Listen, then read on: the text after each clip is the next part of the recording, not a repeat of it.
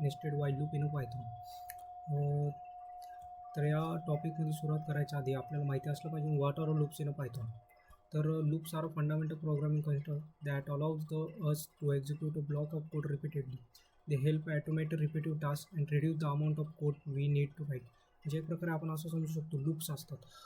जसं की मला आहे ना हॅलो वर्ड हा शब्द हॅलो वर्ड हे मला आहे ना 10 वेळा प्रिंट करायचं. तर 10 वेळा प्रिंट करण्यासाठी त्यासाठी काय करावं लागेल, मी 10 वेळा जर print double quote hello word असं जर लिहित बसलो तर माझा टाईमही जाणार व त्यासोबत रिपीटेड कोड हा एकदमच रिपीटेड कोड एकाच वेळेस जर आपण जर प्रिंट करायला म्हणलं तर त्यासाठी आपण लूप्स वापरू शकतो. जोपर्यंत आम्हाला 10 वेळाच प्रिंट करायचं तर 10 वेळा लूप्स आपला 10 वेळा लूप हा चालला जोपर्यंत कंडिशन ट्रू आहे तोपर्यंत, आणि कंडिशन फॉल झाली की आपला एक्झिक्यूट थांबणार आणि हॅलो वर्ड काही हे प्रिंट होणार नाही, म्हणजे 10 वेळा. एक प्रकारे एकच गोष्ट मला रिपीटेडली करायची म्हणून आपण लूप म्हणून वापरू शकतो. While use a loops execute code multiple types. एकच कोड मला मल्टिपल टाईप एक्झिक्यूट करायचा आहे. डू रिपीटेड टास्क ॲटोमॅटिकली, आणि हे ॲटोमॅटिकली होत राहतं. नॉट की याला काहीतरी एक प्रकारे परत एकदा टाईप करावं लागतं किंवा काही बटन प्रेस करावं लागतं, ॲटोमॅटिकली होत राहणार. आणि avoid writing the same code again and again. मी म्हटलं ना hello world hello world hello world एवढ्या वेळा मी लिहित वाचण्यापेक्षा त्यापेक्षा मी काय करेल, एकदा लूपमध्ये टाकेल, लूपची कंडिशन फॉल्स होऊस तर ते चालत राहणार ॲटोमॅटिकली. हे खूप मोठी ॲडव्हान्टेज आहे लूपचे. आता दोन टाईप्स आपले महत्त्वाचे दोन टाईप्स असतात लूपचे. फॉर लूप हा आपण तेव्हाच वापरतो जेव्हा आपल्याला नंबर ऑफ इटरेशन हे माहिती असतात, आणि वाईल लूप हा तेव्हा वापरतो जेव्हा आपल्याला नंबर ऑफ इटरेशन हे माहिती नसतात. हे दोन टाईप झाले लूपचे. आणि नंतर हा नेस्टेड लूप्स. या दोन्ही टाईपमध्ये हे नेस्टेड लूप्स येत असतात. लूप्स विदिन लूप्स, लूप्समध्ये लूप्स एक थोडंसं कॉम्प्लिकेटेड आहे समजायला, पण आता थेअरीमध्ये असं आहे की लूप्स विदिन लूप्स म्हणजे वाईल लूपमध्ये पण आपण नेस्टेड वाईल लूप आता बघणारच आहोत. म्हणजे वाईल लूपच्या आत अजून एक वाईल लूप, हे कशा प्रकारे आता बघूया. आता नेस्टेड वाईल लूप काय आहे, what is a nested while loop. The nested while loop is a loop inside another loop. The inner loop runs completely for each iteration of the outer loop. हे खूप महत्त्वाचं statement आहे. ह्याच्यामध्ये असं सांगितलं की आउटर लूप आहे, त्याच्या आत इनर लूप असतं. मग विषय कसा आहे की inner loop runs completely for iteration of the outer loop. आता आउटर लूपच्या आहे ना प्रत्येक इटरेशनसाठी इनर लूप हा पळत राहणार. सपोज मला आउटर लूपमध्ये 3 आहेत माझे iteration of the outer loop 3 आहेत, 1 2 3 हे नंबर आहे. आपण असं अजून करूया.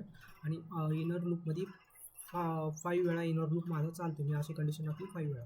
तर पहिल्यांदा 1 हा चेक होणार कंडिशनमध्ये बसतो का नाही, बसत असेल तर लगेच मग 5 वेळा 1साठी चालणार.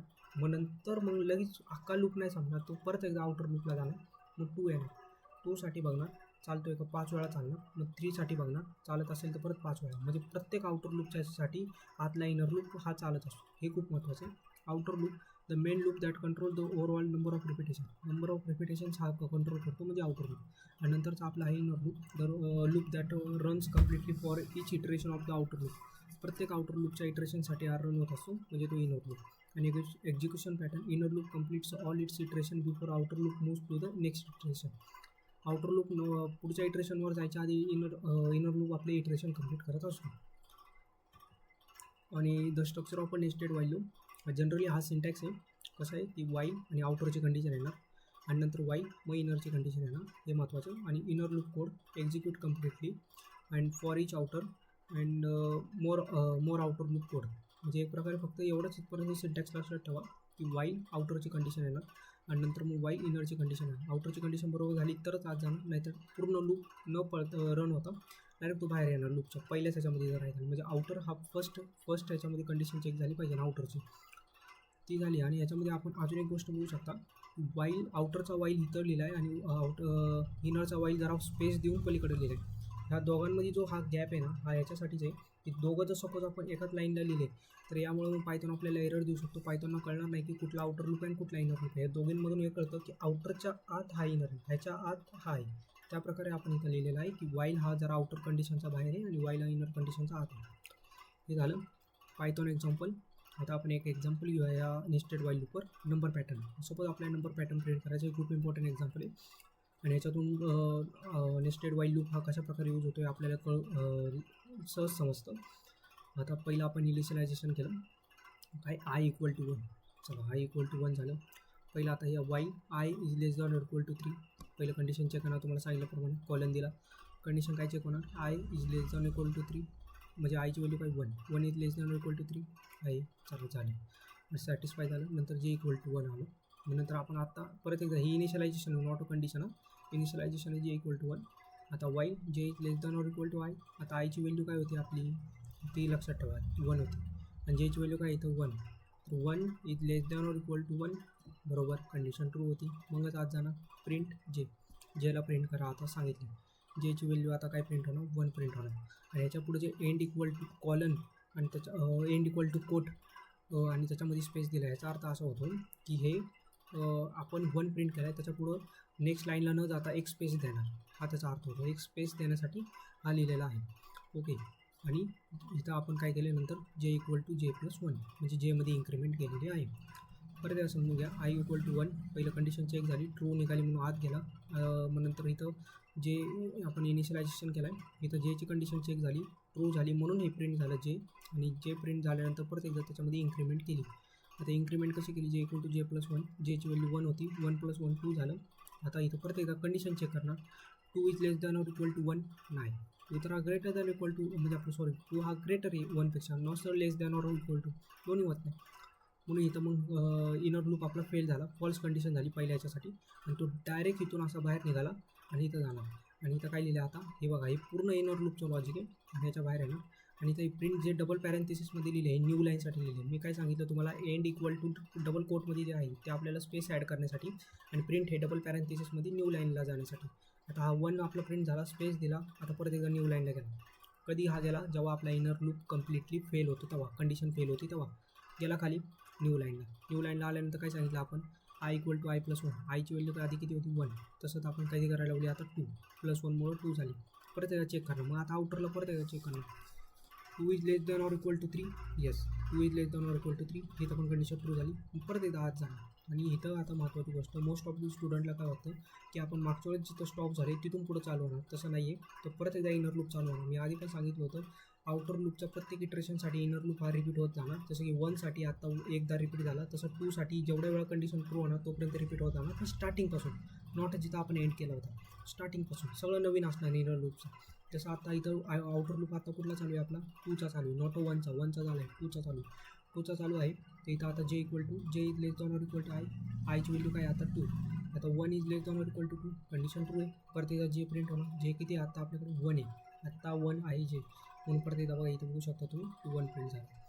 चला आता 1 प्रिंट झाल्यानंतर जेमध्ये आपण सांगितल्याप्रमाणे इन्क्रीमेंट केली इन्क्रीमेंट काही झाली 2 is less than or equal to 2 आहे करेक्ट. परत एकदा म्हणून जे प्रिंट झाला जेची व्हॅल्यू आता काही झाली 2 परत एकदा जेची व्हॅल्यू इन्क्रीमेंट झाली ती झाली 3. आता 3 is less than or equal to 2 नाही इथं कंडिशन फेल झाली म्हणून डायरेक्ट आपण ह्याच्यात अख्ख्या इनर लूपमधून बाहेर पडून इथं परत येणार एक न्यू लाईनला जाणार आणि न्यू लाईनला गेल्यानंतर परत एकदा आयमध्ये इन्क्रीमेंट करणार. आयमध्ये इन्क्रीमेंट झाली 3. आता आपण आय प्लस 1 कारण आयची व्हॅल्यू किती होती 2 + 1 आता काही झाली 3 इथं स्टोअर झाला आयमध्ये आणि आता 3 is less than or equal to 3 बरोबर आहे. परत एकदा आउटर लूप कंडिशन ट्रू झाली तो आज जाणार.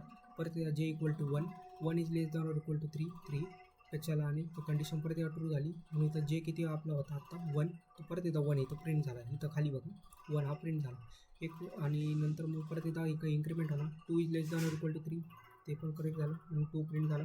नंतर काय असणार 3 is less than or equal to 3 हा पण बरोबर येते म्हणून परत एकदा इथं प्रिंट जे लिहिले म्हणून इथं 3 पण प्रिंट झालेला आहे. नंतर आता जेची व्हॅल्यू 4 झाली मला एक सांगा 4 इथं 4 झाली जेची value 4 is less than or equal to 3 नाही इथं तर रॉंग झालं 4 is less than or equal to 3 नाही परत इनर लूप फॉल्स जर झाला आणि तो बाहेर येणार आउटर लूप. इनर लूप जर फॉल्स झाला तर तो अख्खा लूप सोडत नाही तो आउटर लूपकडे जातो डायरेक्ट मी फॉल्स झालो जाऊ म्हणून मग आता आउटर लूपकडे जाणार. आता आउटर लूपचं जेव्हा आउटर लूप फॉल्स होईल तेव्हा अख्खा लूप आपला बंद होणार हे लक्षात ठेवायला पाहिजे. मग प्रिंट न्यू लाईनवर जाणार आपला. आता परत एकदा इथं गेला सपोज न्यू लाईनला गेला आणि आता आपली आयची व्हॅल्यू होती 3मध्ये इन्क्रीमेंट झाली 4 आणि while 4 is less than or equal to 3 नाही इथं तर आता आउटर लूप पहिल्यांदा म्हणजे आउटर लूप आता इथं तर फेल झाला. आउटर लूप फेल झाला की तो म्हणतो मी इनर लूपमध्ये तर आता मीच फेल झालो तर इनर लूपमध्ये काय जातो म्हणून तो लगेच इनर लूपमध्ये पण नाही जाणार अख्खा लूपच एंड होणार एक प्रकारे. जेव्हापासून आउटर लूपची कंडिशन ट्रू होत होती तो जसा इनर लूपमध्ये जात होता आणि इनर लूप फक्त आपल्या लूपमध्ये फिरत होता जोपर्यंत कंडिशन बोलवत नाही आणि तो मग आउटरला सांगायचा की मी फॉल्स झालो आहे.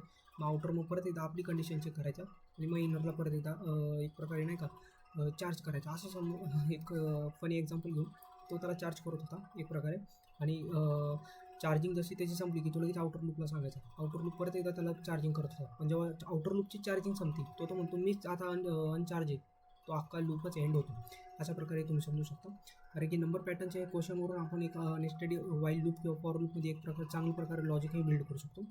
नंतर आता अंडरस्टँडिंग द आउटपुट, आपण आत्ताच आउटपुट बघितलं की outer loop start with i = 1 आणि outer loop inner loop print 1 झाला आणि नंतर आउटर लूप इन्क्रीमेंट झाला आणि नंतर इनर लूप परत एकदा 1 2 हे म्हणजे प्रत्येक ह्याच्यामध्ये एवढंच सांगितलं आहे की प्रत्येक आउटर लूपच्या इटरेशनसाठी इनर लूप हा रिपीट होत असतो.